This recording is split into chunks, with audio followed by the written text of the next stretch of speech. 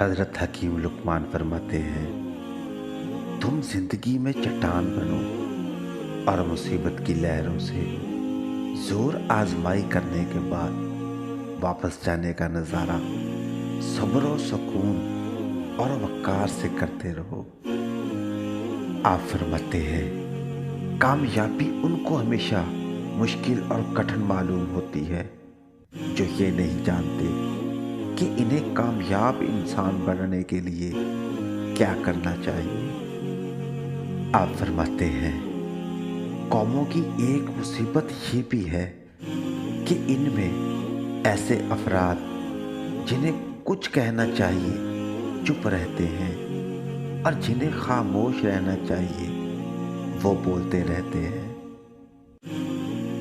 آپ فرماتے ہیں، ایک چیز دوسری چیز میں منتقل کی جا سکتی ہے، لیکن ایک انسان کی فطرت کو دوسرے انسان کی فطرت میں داخل کرنا ممکن نہیں۔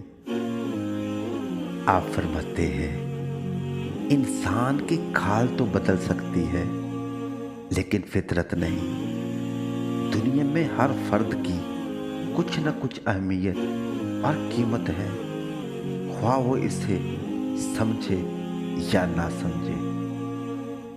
آپ فرماتے ہیں، جو کچھ لوگ کھاتے ہیں لوگ سمجھتے ہیں کہ وہ اس پر زندہ ہے، حالانکہ اس میں 1/3 حصہ لوگوں کو اور 2/3 حصہ حکیم کو زندہ رکھتا ہے۔ آپ فرماتے ہیں، لوگ اکثر و بیشتر غلطیاں کرتے رہتے ہیں اور اس خوش فہمی میں مبتلا رہتے ہیں کہ غلطی کسی کھڑکی سے کود کر باہر نکل گئی، حالانکہ وہ دروازے پر بیٹھی رہتی ہے۔ آپ فرماتے ہیں، غائب دماغ آدمی کے ساتھ رہنے سے اچھا ہے کہ کسی مردہ انسان کے ساتھ زندگی بسر کی جائے، کیونکہ مردہ انسان اگر خوشی نہیں دیتا تو کم از کم حقیر نہیں سمجھتا۔